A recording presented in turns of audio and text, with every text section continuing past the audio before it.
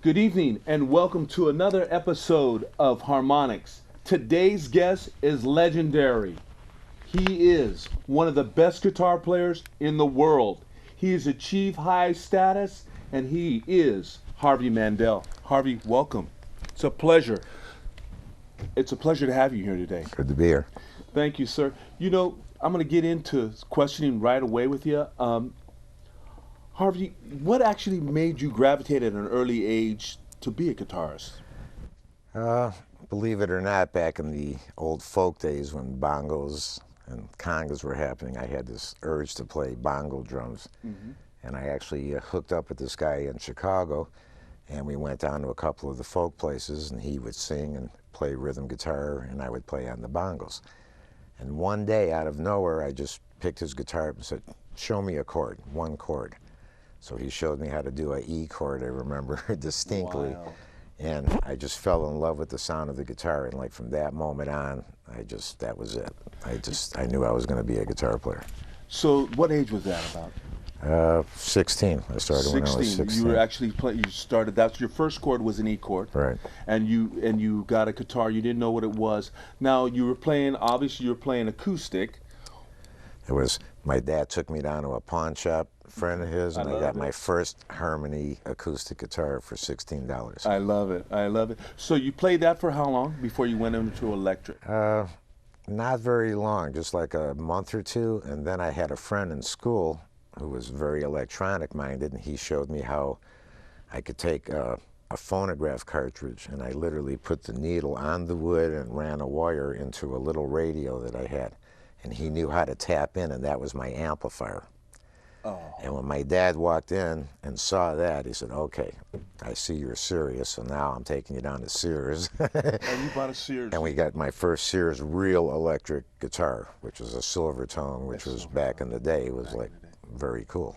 Did you, now Harvey, did you actually, when you got your silver tone, did you also get an amp with it? Yep. The silver, do you have that now still? Oh, no, It's God. all gone. If I would have kept all the magic guitars and amps I had, I would have been a millionaire this you day probably- just from that equipment. Really? But in them days, I always like bought something, used it, and then I would get rid of it, sell it, and graduate to the next thing, and so on until I got the really top flight instruments and amps and stuff. So at 16, and then you got your first electric guitar, what age again? 18? 16? No, 1961, 62, somewhere in that time period? Well, Before the Beatles came? Was it before then? yeah, it was pre-Beatle and during the Beatle, of course.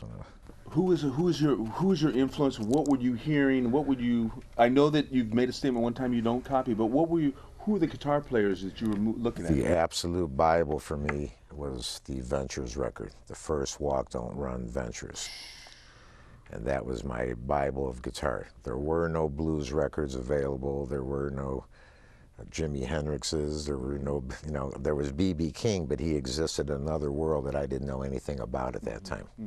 So my whole world was that I heard on the radio was the Ventures, because they actually had a couple of hits back then. Unbelievable. And their Walk Don't Run record really is like a Bible for beginning guitar. If you learned everything on that record, you were on your way. You were on your way. And that's exactly what I did. I learned every song on there note for note, and that was my start. And from there is when I graduated to the blues thing, where I was out one night and I met this fellow from Chicago called Sammy Fender. Black gentleman, and he was a really cool blues player and stuff, and he took me down to Twist City in the heart of the black ghetto, where you didn't go unless you had protection and you Right, knew somebody. exactly, I can understand. And we went there, and that's where I saw Buddy Guy and all these famous black musicians, and I actually played down there like for a whole year with those guys and with a little trio of my own band. Once a week I'd get to go up there and do my thing there, like on a Sunday afternoon. They would let us amateurs get up there. But the truth is, after about 3 months of being introduced to Buddy Guy and the blues and all that stuff, I could get right up there and play all that stuff right with him.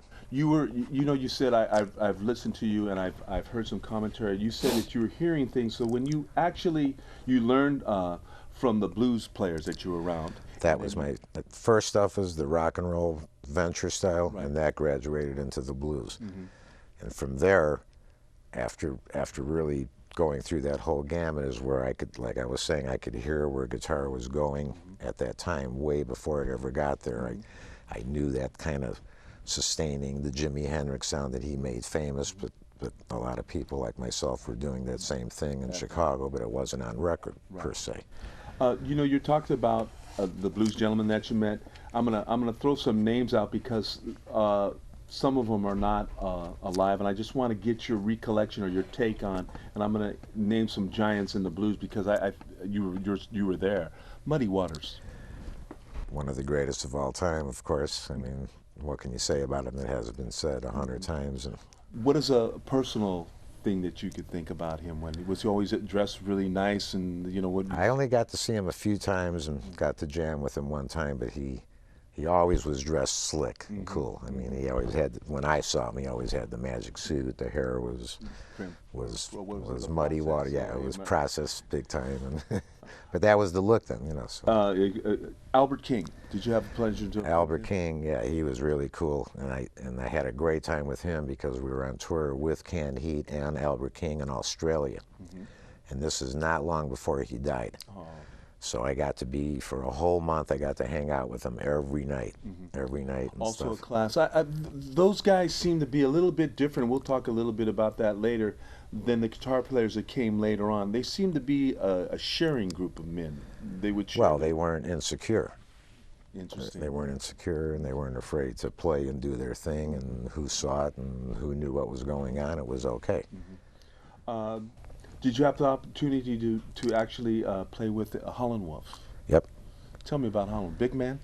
He was huge, and he was playing at my cousin Norman Wagner, who unfortunately passed away some years ago, but he owned Alice's Restaurant, like this really cool club in Chicago for a while, and all the top blues guys played there, including, at that time, I was playing with Pure Food and Drug Act, and Howlin' Wolf was definitely one of the guys that played there. And I, fortunately, in Chicago got to play, I mean, you could name a list of 100 well-known blues people. I got to play with all of them at one time or another. And they accepted you readily, didn't they?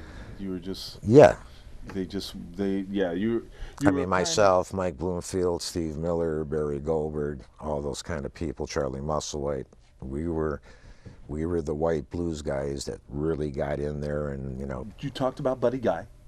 What did Buddy Guy do for you that, or, you know, how Buddy, I've seen Buddy a long time ago at the boarding house, and he was playing with Junior Wells. What was Buddy? What was Buddy's personality? In the old days, he was really a showman, and he, you know, when he was younger, of course, and could do these incredible physical things. I mean, I've seen him leap off stage and hang with one arm on a rafter or a beam in this club and be playing one-handed, and he'd run out in the street with his 100-foot guitar cord and stuff, and they do all these guitar battles. And I learned a lot just from watching him, just the vibe of him and certain things that he played. He was like a little sloppy and wild, and, you know, and not the most precision player in the world, but he had this unbelievable energy and wildness in his playing and stuff that definitely rubbed off on me. So you incorporated some of his showmanship back when you were young? Not so much the showmanship, it was more the guitar ability and stuff. I've never been a leaper and stuff like Buddy Guy. He's coming from another world then. You came, you were in Chicago. You in many ways, you were like one of the pioneers of the modern electric music there. You got in that situation, then you migrated west, is that correct? And you went were you with Charlie? I was with Charlie Musselwhite. In the midst of all these things we've been talking about, the very first album that I ever did was with Barry Goldberg, and then we did a Charlie Musselwhite record. And that was very cool because it was myself, Charlie, and Barry Goldberg, and Fred Bilo on drums, and I forget the all famous old-time King Kong blues guys and stuff. And we did that record, and it was called Stand Back. And it is one of the classic blues records even to this day. It's been recognized as that. And out of nowhere, about 2 years later, we get a call from Bill Graham, my first producer, Abe Kesh, who was with KSAN back in them days, the KSAN record radio station. He was playing in the Stand Back record, and it became a big hit, so Bill Graham invited us to come out and play at the Fillmore. That's how we came out, literally. That's how you actually came out here? The first time. You came out, there's also, before we go into the Fillmore, you played at the Matrix? Well, that was afterwards. That was afterwards. And The Fillmore was my first San Francisco gig. Really? And we were like the opening act, Harvey Mandel with Charlie Musselwhite. The middle act was Mike Bloomfield and the Electric Flag, and the final act was Eric Clapton and the Cream. So they were making it like the new guy, the middle guy, and the King Kong guy at that time. So that was my first show. Oh my! So it was pretty wild. You got to interact with Mike Bloomfield a lot. Well, I knew him from Chicago. Right. We didn't interact that much, but I did know him, and we did hang on a bunch of times. Now, watching Cream, was that the first time you? Obviously, it wasn't probably the first time you've seen Clapton, but was that the first time you've seen? That was the first time I've seen Cream and Clapton in person. Really, what was that like when you were there? Because you were in many firsts in rock and roll history. Yeah, it was great because Clapton was one of my favorite heroes when I very first started playing too. Because like when he came out with that first record with John Mayall and the Blues Breakers. That was a classic. I mean, every guitar player on the planet probably went crazy. And that was pre-Jimi Hendrix and stuff, too. Even before I really heard Jeff Beck at all, except on a couple of things like the Yardbird things. But the Eric Clapton thing was a real classic back then. So that was my first time getting to meet him at the Fillmore, which was great. Was he receptive also to you? I mean, yeah, he was. Mellow guys, At that time, he was unbelievably nice. And I walked in, and here's the funny thing, is I came in from Chicago with this little Fender amplifier with 112-inch speaker, and I look up on stage, and here's Eric Clapton with a wall of Marshalls. I mean, a giant wall of them, like 3 or 4 behind him just for himself. And he was so cool, I asked him, I says, think I could borrow one of those things during my set? Not even a whole stack, just half a stack in the amp. No problem. And I got a great sound out of it, I have to say. Even afterwards, he was remarking about the sustain and the weirdness, because I had my magic ways then of getting that sound.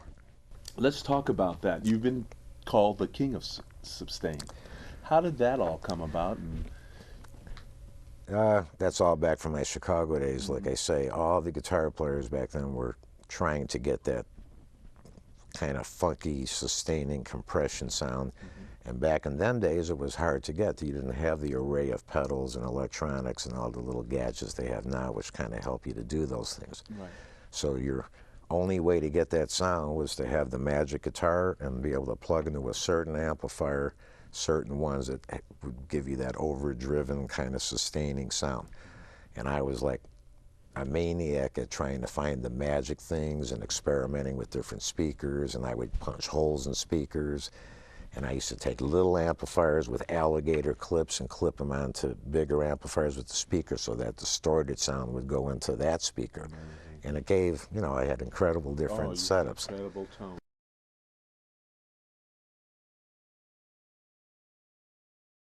Things don't seem the same, no.